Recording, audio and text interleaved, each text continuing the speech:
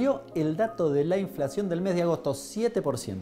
No te voy a contar todos los pormenores del tema inflacionario, pero sí te voy a contar 3 temas que sobresalen de la medición del mes de agosto. El primero de los rubros, prendas de vestir. ¿Sabes cuánto aumentó? Arriba del 100%. Con precisión, 109% en términos interanuales. Y los datos del derrotero mes a mes son tremendos. En agosto 9,9. 8,5 fue en julio.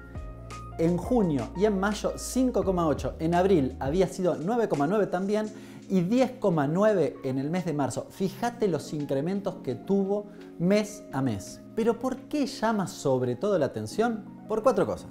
En primer lugar, porque es un sector francamente favorecido por las políticas públicas del Estado Nacional, sobre todo en materia de importaciones. En agosto, además, porque los precios internacionales, que habían sido la excusa de incrementos otros meses, bajaron de manera pronunciada. Lo mismo sucedió con el precio de los fletes. Y finalmente, porque llama la atención que luego de tantos meses de incremento no haya una política concreta, específica, para abordar el problema de la inflación de prendas de vestir. Algo parecido pasó con un segundo rubro: hotelería y restaurante. En términos interanuales, escucha bien, 97,5% y en el mes de agosto 6,7%, levemente por debajo de la inflación. Pero fíjate de nuevo la sucesión de meses de inflación alta en este rubro específico.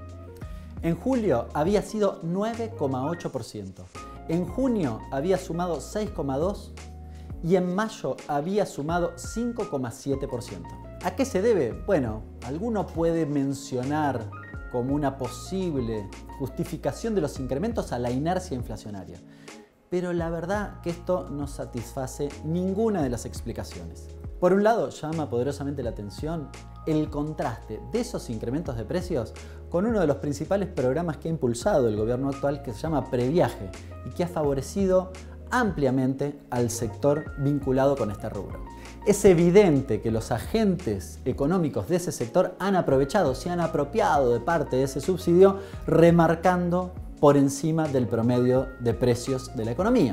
Y el tercer rubro, el más importante de todos, alimentos y bebidas. ¿Sabes cuánto aumentó en el mes de agosto? 7,1%. Sí, escuchaste bien, 7,1%. Los rubros que más aumentaron: frutas y verduras, productos de higiene personal y artículos de limpieza, y te agregaría algunos productos de almacén. ¿Pero a qué se debe semejante aumento en el mes de agosto? Si tomamos el periodo enero a junio, podemos encontrar que efectivamente en el rubro alimentos, en buena medida, el incremento se explica por el efecto internacional. De hecho, la evolución de los precios de los alimentos de la FAO, medidos en pesos, siguen una curva similar, si querés, un poco por encima o más acelerada que la de los precios a nivel local. Pero finalmente en el mes de junio vuelven a tocarse. Ahora, ¿qué pasó en julio y agosto?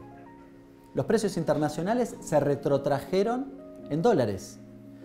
En julio algunos analistas decían, bueno, la explicación tiene que ver con el incremento de los dólares paralelos, particularmente el contado con liqui, que había llegado a casi 340 pesos. Si analizamos desde ese mismo argumento, en el mes de agosto no se entiende por qué, si el contado con liqui se redujo a 280 pesos, los precios de los alimentos no siguieron la misma curva. Un ejemplo concreto: el aceite en el mes de agosto aumentó 18,3%. Sin embargo, los precios internacionales se redujeron, incluso medidos en pesos. Si bien se puede hablar de cierta inercia inflacionaria, incluso de la variación más acelerada del tipo de cambio o de cierta cobertura o adelantamiento en relación a la quita de subsidios que se va a producir en el mes de septiembre, ninguna de esas cosas explica los números que te acabo de dar. Por eso, sin temor a equivocarnos, podríamos rotular la inflación del mes de agosto como inercia especulativa. Y podríamos agregar además que es imprescindible, necesario, ordenar la macroeconomía para discutir la cuestión de los precios.